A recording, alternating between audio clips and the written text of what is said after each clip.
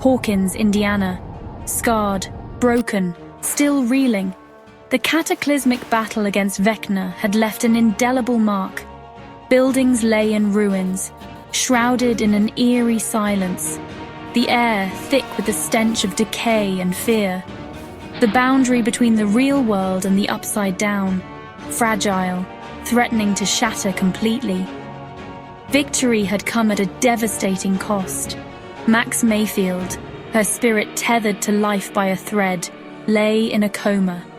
11, her powers depleted, carried the weight of guilt and uncertainty. The harrowing ordeal had forged an unbreakable bond between the teenagers, yet a palpable fear lingered. Vecna was gone, but the terror he had unleashed resonated in their nightmares. Hawkins was a town haunted by its past, bracing for a future shrouded in darkness. A chill wind howled through the skeletal remains of Hawkins, carrying with it a palpable sense of unease. The once bustling town now stood as a ghostly reminder of the past, its empty streets echoing with the whispers of forgotten memories. The wind seemed to carry the weight of countless untold stories, each one more haunting than the last. Will Byers, his connection to the Upside Down, a chilling reminder of past horrors, felt a familiar shiver crawl down his spine. The memories of his previous encounters with the dark dimension were never far from his mind, and tonight they felt closer than ever. He could sense the encroaching darkness, a sinister presence that seemed to be watching his every move. The air grew heavy, charged with a sinister energy. It was as if the very atmosphere was alive with malevolence, a dark force that threatened to consume everything in its path. The sky above Hawkins was a turbulent sea of storm clouds, each one crackling with an ominous energy that set the nerves of the townspeople on edge. Nightmares plagued the children, vivid and relentless. Each night, they were tormented by visions of unspeakable horrors, their dreams invaded by the twisted machinations of Vecna. The children would wake up in cold sweats, their hearts pounding with fear, unable to shake the feeling that the nightmares were more than just figments of their imagination. Visions of Vecna, his grotesque form contorting in the shadows, his voice a rasping whisper promising pain and suffering. His presence was a constant looming threat, a dark spectre that haunted their every waking moment. The children could hear his sinister whispers in the dead of night, promising them a fate worse than death. Their once safe havens transformed into prisons of fear, every creak of the floorboard, every rustle of leaves outside their windows, a chilling reminder of their vulnerability. The familiar comforts of home had become twisted and sinister, each sound a potential harbinger of doom. The children would lie awake at night, straining to hear any sign of the encroaching darkness. In the depths of Hawkins National Laboratory, now a desolate and decaying monument to hubris, a single flickering light bulb cast long, dancing shadows. The once sterile halls were now filled with the echoes of past experiments, the walls bearing silent witness to the horrors that had been unleashed.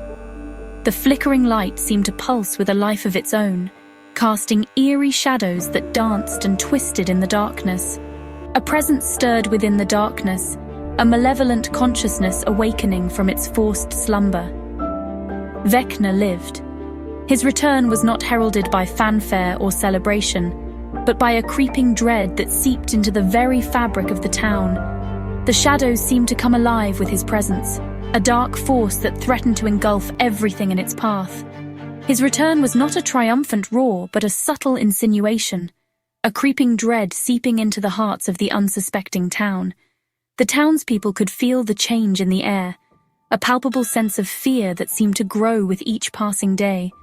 The once familiar streets now felt alien and dangerous, each shadow a potential threat. The stage was set for another terrifying showdown, a battle for survival against an enemy more powerful and insidious than ever before. The townspeople knew that they could not face this threat alone, and so they banded together, their faces set with grim determination. They prepared for the fight of their lives, knowing that the fate of Hawkins hung in the balance. 11, stripped of her powers, grappled with a sense of helplessness she had never known. The once formidable force, who had faced down monsters and men alike, now found herself vulnerable and exposed. The loss of her powers was not just a physical void, but an emotional chasm that left her questioning her very identity. The weight of responsibility for protecting her friends and the town that had become her home pressed down on her, an almost unbearable burden. She had always been the shield, the one who stood between her loved ones and the darkness. Now, without her abilities, she felt like a hollow shell, unable to fulfill the role she had come to embrace. Haunted by the memory of Max's still form, she vowed to never feel so powerless again. The image of her friend lying motionless, a victim of the malevolent force they had fought so hard against, was seared into her mind. It was a constant reminder of her perceived failure, a ghost that whispered of her inadequacies. I know you blame yourself, but you don't have to carry this alone, Elle. We all have our scars, our battles that leave us feeling broken. But together, we can find the strength to heal, to fight back. You are not alone in this struggle. We're all in this together.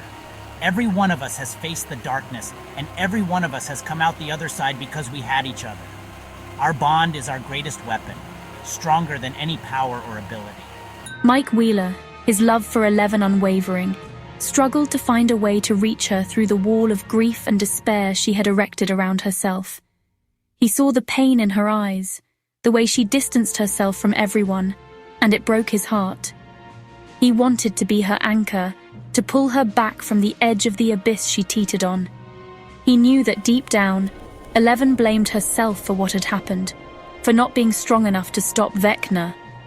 The guilt she carried was a heavy chain, binding her to the past and preventing her from moving forward. Mike was determined to help her break free from those chains. Listen, kid, I've seen what the Upside Down can do. It's a place that thrives on fear, on the cracks in our armor, but we're not just victims, we're fighters. We've faced it before and we'll face it again. Together we're stronger than any darkness. It feeds on fear, on weakness. But we're not weak. We fight. We protect what's ours. And we do it side by side as a family. No matter how many times we get knocked down, we get back up. That's what makes us different. That's what makes us strong. Hopper, hardened by his time in the brutal wasteland of a Soviet prison, threw himself into the role of protector with renewed fervor. The trials he had endured had forged him into a man of unyielding resolve. He was more determined than ever to shield those he loved from the encroaching darkness. He understood the insidious nature of the Upside Down, the way it preyed on vulnerability and fear. He had seen its horrors firsthand, and he knew that the battle was as much about mental fortitude as it was about physical strength. The enemy was relentless, but so was he. He knew that the fight was far from over. Each day brought new challenges, new threats that lurked in the shadows, but he was ready. They all were. The scars they bore were a testament to their resilience, a reminder of the battles they had won and the ones they had yet to face.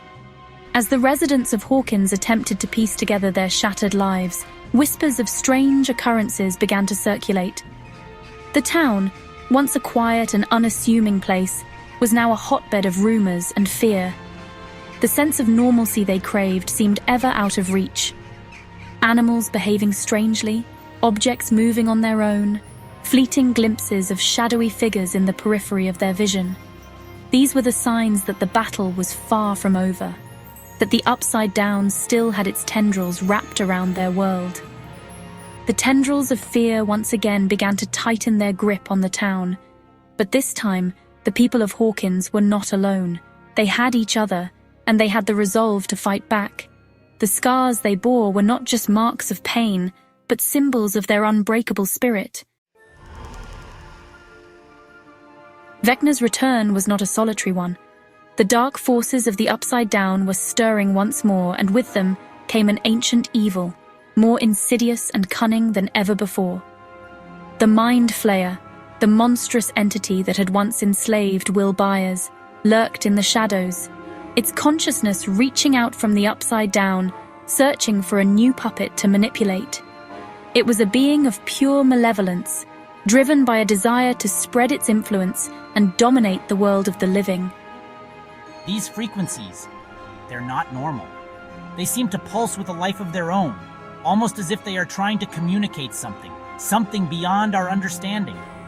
There's something off about them. It's like they're calling out, beckoning anyone who dares to listen, drawing them into a web of mystery and danger. Its gaze fell upon Dustin Henderson, the self-proclaimed nerd with a talent for technology and a thirst for knowledge. Dustin, with his inquisitive mind and relentless curiosity, was the perfect target for the Mind Flayer's sinister plans. Dustin, still grieving the loss of his girlfriend Susie, found himself drawn to strange radio frequencies, his curiosity piqued by a series of coded messages that seemed to emanate from the Upside Down. He spent countless hours trying to decipher them, unaware of the dark presence watching his every move. Unbeknownst to Dustin, his innocent tinkering had attracted the attention of the Mind Flayer. The entity, sensing Dustin's vulnerability and grief, saw an opportunity to exploit his emotions and curiosity. The entity, sensing Dustin's vulnerability, began to weave its insidious web, planting thoughts and images in his mind, manipulating his actions, grooming him to become its unwitting pawn. It whispered to him in the dead of night, filling his dreams with visions of power and control, slowly eroding his will.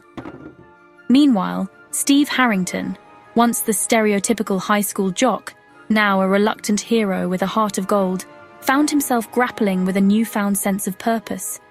He had seen too much, experienced too many horrors to turn a blind eye. Haunted by the horrors he had witnessed, he felt a responsibility to protect the younger kids, to shield them from the darkness that threatened to consume them.